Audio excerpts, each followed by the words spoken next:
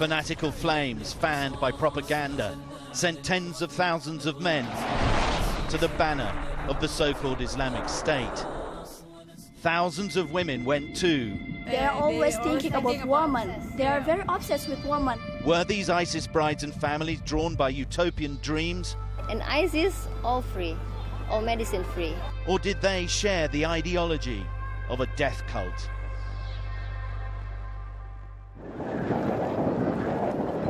This was never part of the plan. The wives of foreign immigrants to the so-called Islamic State enjoyed a status above all others.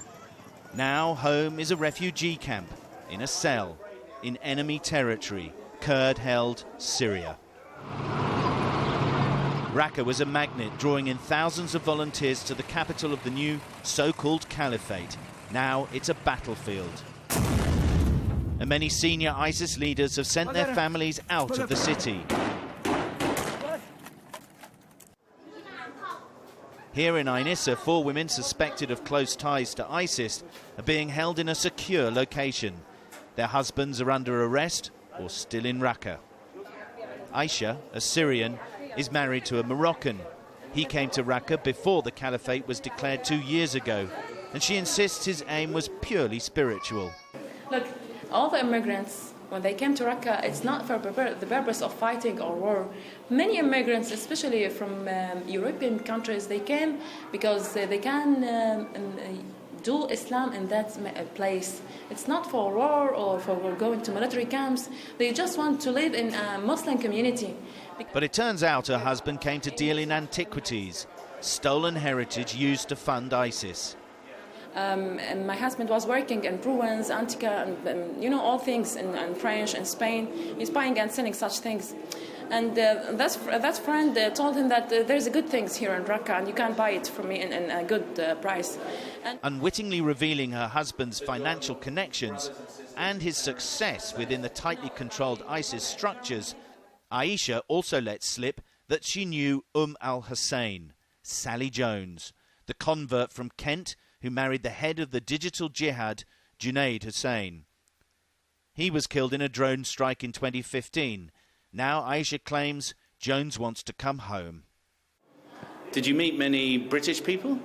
I see one British woman. She was Umm Hussain Britaniyah, and she lost her husband in a battle, and she has one boy.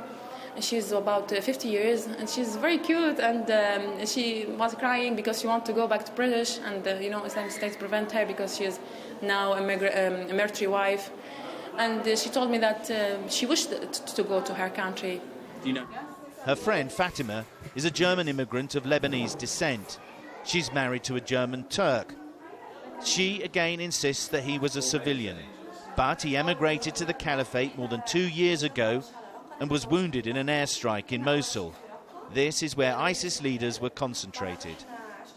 She fled an unhappy marriage at home in Germany to join him after being groomed by him online. She now says that she feels manipulated, but she still loves her new husband. These women are being treated with deep suspicion by the Kurdish authorities. Not so this group.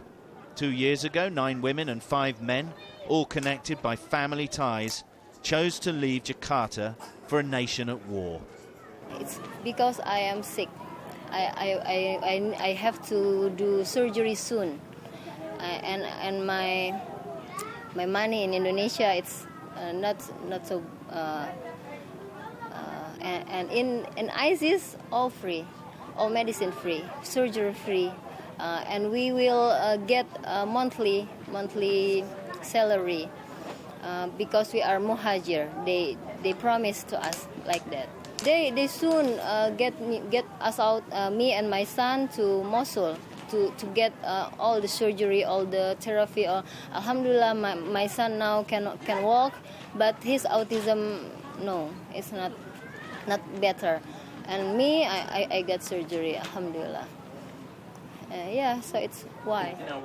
The youngest women seem to take the lead in persuading the family to leave.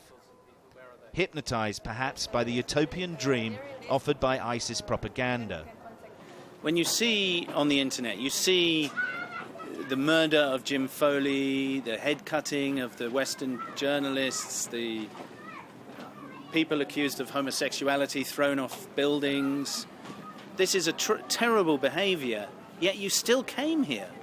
That seems crazy to me.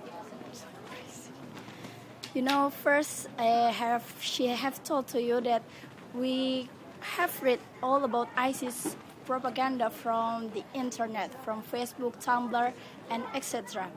And I have contact too from people from Raqqa via Tumblr. Do you know Tumblr? Yeah, I have contact with them, with one of them. He tell about us about the beautiful things inside ISIS, and actually, I'm very afraid to see that video about cutting the head. And firstly, I thought it's maybe it's not from ISIS, maybe it's from the group who the group who hate ISIS, like not ISIS, maybe the other group. When in Indonesia, I just focus with the beautiful things inside ISIS. Like they will give you a very big monthly salary, and they will pay back your journey costs from, for example, from Jakarta to Turkey to Raqqa. Our money, they will pay back our money. These young women were also groomed online, almost certainly by the unit headed by Sally Jones, the head of ISIS female recruitment. There's a woman and the man in Tumblr. Okay? Well, do you know who they were? Did you ever meet them in real life? Never. Just know them in internet. Because after internet, lost contact with them. Lost contact. In the end, they claim, ISIS left them with a sense of disgust, especially the advances from fighters. And did any of you get married in Raqqa? No.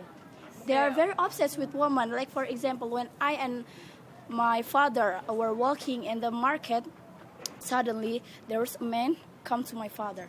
And then he said, my father doesn't know who he is.